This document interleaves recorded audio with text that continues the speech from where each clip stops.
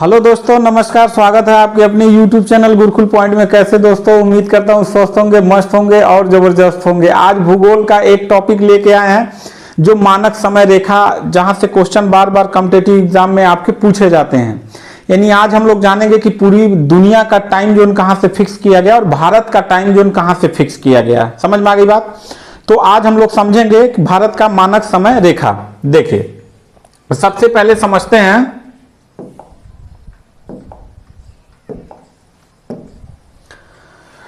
भारत का मानक समय रेखा।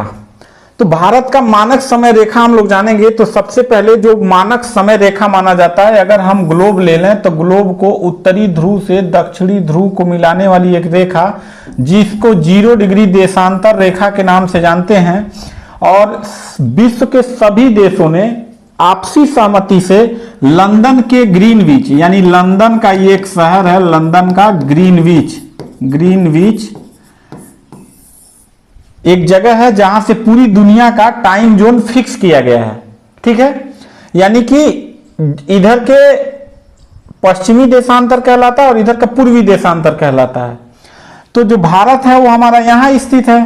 ठीक है, तो ये पूर्वी देशांतर में आता है। तो हर देश का बीच का एक, जैसे मान लीजिए भारत है तो इसके यहां से देशांतर कुछ गुजर रहा होगा और लास्ट में यहां देशांतर कुछ गुजर रहा होगा। तो बीचों बीच के देशांतर को हम लोग उस देश का मानक समय मान लेते हैं। ठीक है, जैसे ये भारत देखिए, इसका जो है बीचों बीच में मान लिया गया कि ये देशांतर रेखा है और जिसको कहा गया 82.5 डिग्री पूर्वी देशांतर। कौन देशांतर? पूर्वी देशांतर रेखा। ये भारत का मानक समय हो गया। पूरी दुनिया में सबसे ज्यादा मानक समय रेखा रूस के पास है, लगभग 11 से 12 जोन बनाए गए हैं। ठीक है, लेकिन भारत में एक ही बनाया गया है। यह ऐसा इसलिए किया जाता है ताकि देश के किसी भी भाग में टाइम का अंतर ना हो। सबसे पहले मानक समय रेखा कैसे निर्धारित किया जाता है? तो देशांतर रेखा से किया जाता है। यानी कि ग्लोब पे जो ये रेखाएं खींची गई हैं, खड़ी रेखाएं ऐसे ऐसे जो ध्रुवों से ध्रुवों को मिलाती हैं, उस रेखा को देशांतर रेखा कहते हैं। तो मानक समय रेखा देशांतर से किया जाता है। ठीक है, अच्छा। पृथ्वी का घूर्णन मतलब होता है अपने अक्ष पे घूमना, पश्चिम से पूर्व की ओर घूमती है। पृथ्वी का घूर्णन गति है वो पश्चिम से पूर्व की ओर घूमती है, पश्चिम से पूर्व की ओर। ये पश्चिम है तो इधर से पृथ्वी ऐसे घूमती है, ऐसे। तो सूर्य हमको पूरब से पश्चिम जाता हुआ दिखाई देता है। जैसे हम कहीं जाते हैं ना तो उल्टा दिखाई देता है। तो जो पृथ्वी है वो पश्चिम से पूर्व की ओर घूम रही है, यानी इधर से इधर घूम रही है। तो जो सूर्य है वो हमारा डायरेक्शन इधर से इधर दिखाई देता है, उल्टा दिखाई देता है। इसीलिए सबसे पहले सूर्योदय अरुणाचल प्रदेश में होता है और सूर्यास्त जो होता है गुजरात की तरफ होता है। ठीक है, यानी सुबह जो होता है सबसे पहले कहां होता है? अरुणाचल प्रदेश में होता है। समझ में आ गया? अच्छा, अब देखते हैं सूर्य को 1 डिग्री पार करने में, 1 डिग्री का मतलब 1 देशांतर पार करने में 4 मिनट का समय लगता है। ये इंपॉर्टेंट क्वेश्चन है कि सूर्य को 1 डिग्री पार करने में कितना समय लगता है? 4 मिनट लगता है। ठीक है, देखिए कैसे। जैसे 360 कुल देशांतर हैं, 24 घंटा से भाग देंगे तो 1 घंटा में 15 देशांतर घूमेगी पृथ्वी। 1 घंटे में कितने देशांतर घूमेगी? 15। तो 60 में 15 से जब भाग देंगे तो यह 4 मिनट में 1 देशांतर घूमेगी। 4 मिनट में कितने देशांतर घूमेगी? 1 देशांतर घूमेगी। तो भारत में कुल कितने अक्षांश हैं? अक्षांश मतलब पड़ी रेखा। ये जो ये रेखा है ये अक्षांश रेखा कहलाती है। ठीक, ऐसे ऐसे जो रेखा होती है वो अक्षांश रेखा कहलाती है। समझ में आया? और ये जो रेखा होती है देशांतर रेखा कहलाती है। तो भारत में लगभग 30 अक्षांश रेखाएं हैं। तो अक्षांश रेखाओं से तो टाइम जोन फिक्स किया नहीं जाता है, देशांतर रेखाओं से किया जाता है। तो भारत में देशांतर रेखाओं की संख्या भी कितनी है? 30 है। तो 1 मिनट पार करने, 1 डिग्री पार करने में कितना लग रहा है? 4 मिनट लग रहा है। तो 30 डिग्री पार करने में 4 से जब गुणा करेंगे तो 120 मिनट लगेगा। कितना लगेगा? 120 मिनट लगेगा। और 120 मिनट कितना बराबर होता है? बराबर 2 घंटा होता है। यानी 120 में 60 से भाग देंगे, 60 मिनट का 1 घंटा होता है तो 2 घंटा होगा। अब इससे क्या निकल के आ रहा है कि पृथ्वी को, भारत को सूर्य जब इस प्रकार से रोशनी देगा, यानी सूर्य तो स्थिर है, पृथ्वी घूम रही है, तो पूरब से पश्चिम की तरफ यहां से लेके यहां तक सूर्य को निकलने में 2 घंटे का समय लग जाता है। यानी कि जब अरुणाचल प्रदेश में 6 बज रहा होगा तो उस समय यहां पे सूर्योदय जो होगा 8 बजे होगा। 2 घंटे का क्या हो जाएगा, अंतर हो जाएगा। ठीक है। और एग्जाम में कभी कभी ये 2 घंटा ना देके 1 घंटा 57 मिनट 13 सेकेंड देता है। ठीक है, यानी एक आध मिनट कम रहता है तो हम मान लेते हैं कि 2 घंटे का अंतर हो गया, लेकिन अंतर जो होता है 1 घंटे 57 मिनट 13 सेकेंड का होता है। ठीक। अब इसके बाद इंपॉर्टेंट चीजें क्या आती हैं कि ये जो देशांतर रेखा है यह भारत का कौन सा, उसका नाम क्या है, तो 82.5 डिग्री पूर्वी देशांतर। अब देखो कहीं कहीं 82.5 डिग्री दिया होगा, कहीं कहीं 82 ऐसे दिया होगा देशांतर, कहीं कहीं आपको दिया होगा 82.1/2 पूर्वी देशांतर। ठीक है, तो सबका मतलब एक ही है, 82.5 डिग्री का है या फिर 82.5 डिग्री पूर्वी देशांतर का है, या भारत के 5 राज्यों से होके गुजरती है। कितने राज्यों से, 5 राज्यों से होके गुजरती है। अब वो 5 राज्य कौन कौन से हैं देखिए, ये हमारा है 82.5 डिग्री पूर्वी देशांतर। तो ये हमारा नेपाल है, तो नेपाल से तो कुछ लेना देना है नहीं, तो ये सबसे पहले गुजरेगी कहां से, यूपी से। कहां से, यूपी से गुजरेगी। देखो ये इधर मैंने देशांतर रेखा खींचा 82.5 डिग्री। यूपी के बाद ये उसके बाद आएगी कहां पे, एमपी में। एमपी मतलब क्या है भाई, मध्य प्रदेश। तो 2 राज्य हो गए। इसके बाद ये आएगी छत्तीसगढ़ में, तो ये CH लिख देना है, छत्तीसगढ़ हो जाएगा। इसके बाद ये आएगी कहां पे, आंध्र प्रदेश में, अरे सॉरी ओडिशा में, ओडिशा में। ठीक है, इसके बाद आएगी आंध्र प्रदेश। ये वाला एरिया जो है आंध्र प्रदेश का है, आंध्र प्रदेश का है। समझ में आ रहा है। तो ये कितने राज्यों से गुजरी, पहले यूपी में, फिर उसके बाद एमपी में, फिर उसके बाद छत्तीसगढ़ में, फिर उसके बाद ओडिशा में, और फिर आंध्र प्रदेश में। 5 राज्यों से होके गुजरती है। समझ में आ गई बात। तो ये आपसे पूछा जाएगा, तो इसको याद कर लीजिए कि यहां पे उत्तर प्रदेश में सबसे पहले आएगी, उसके बाद एमपी में आएगी, उसके बाद छत्तीसगढ़ में, ओडिशा में और आंध्र प्रदेश में। और आपसे जब एग्जामिनर पूछेगा तो आपको झारखंड भी देगा और आपको तेलंगाना भी देगा। याद रखिएगा कि झारखंड और तेलंगाना और बिहार से 82.5 डिग्री पूर्वी देशांतर रेखा नहीं गुजरता है। समझ में आ गई बात।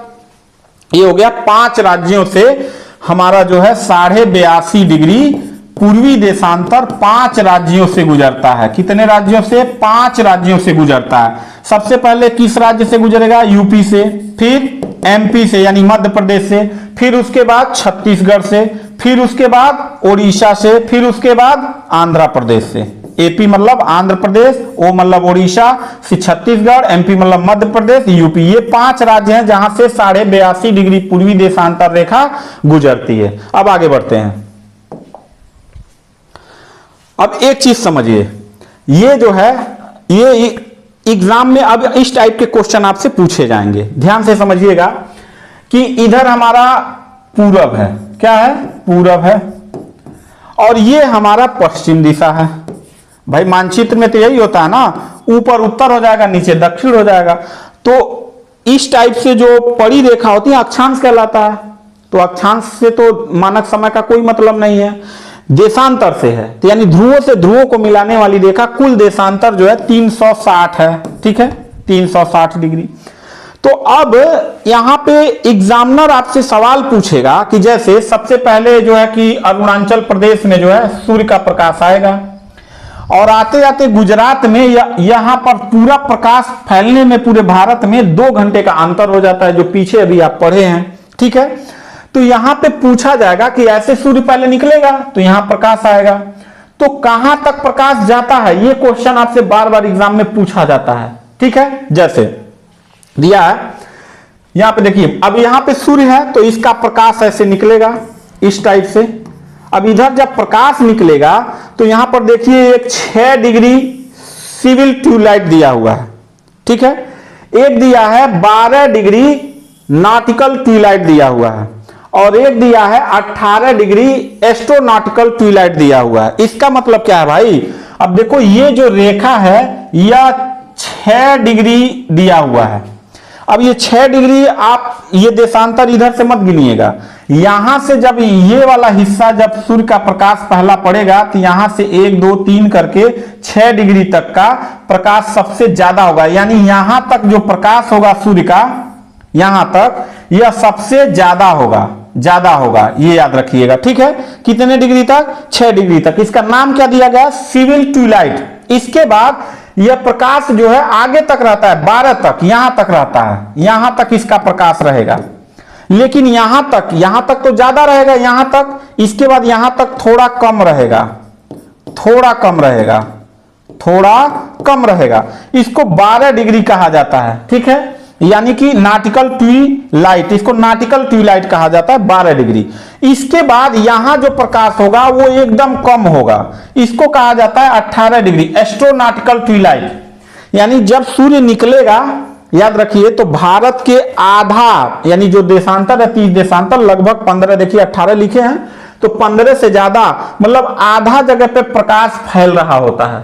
तो कहां तक? 6 डिग्री, यानी कि सिविल ट्विलाइट तक प्रकाश ज्यादा रहेगा, इधर थोड़ा कम रहेगा 12 तक, इधर एकदम कम रहेगा। और फिर जैसे जैसे ये पार करेगा, वैसे वैसे यहां फिर ज्यादा होगा, यहां कुछ कम होगा, यहां बिल्कुल कम होगा, ठीक है। तो ये 3 टाइप के क्वेश्चन आपसे पूछे जाएंगे कि 6 डिग्री सिविल ट्विलाइट क्या होता है, तो सूर्य का प्रकाश जहां पे ज्यादा प्रकाश पहुंचता है। 12 डिग्री नाटिकल ट्विलाइट क्या होता है कि यहां तक प्रकाश इससे थोड़ा कम पहुंचता है। और 18 डिग्री एस्ट्रोनॉटिकल ट्विलाइट होता है, यहां पर सूर्य का प्रकाश एकदम कम पड़ता है। समझ में आ गया? जैसे सुबह आप उठते हैं ना तो एकदम हल्का हल्का सा लाल दिखता है, फिर धीरे धीरे सूर्य जो है तेज हो जाता है। यहां पर आप देख रहे हैं यूपी है, तो यहां पर भारत का मानक समय रेखा एक निश्चित कर लिया गया है, इसको कहा जाता है 82.5 डिग्री पूर्वी देशांतर, जो प्रयागराज नैनी नामक गांव में, और यह अब जो है मिर्जापुर भी दिखा रहा है। क्या दिखा रहा है? मिर्जापुर दिखा रहा है। तो 82.5 डिग्री जो है इलाहाबाद या मिर्जापुर के नैनी नामक स्थान से, कहीं कहीं मिर्जापुर दिखाता है, ठीक ना, नैनी नामक गांव है वहां पर। ये तो तीनों ऑप्शन में से कोई दे दे, नैनी दे दे या मिर्जापुर दे दे, तो यहां से गुजरती है, ठीक है।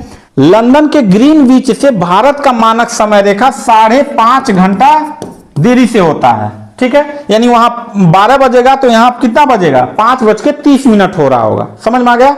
तो मिलते हैं नेक्स्ट वीडियो में, तब तक के लिए थैंक यू, धन्यवाद।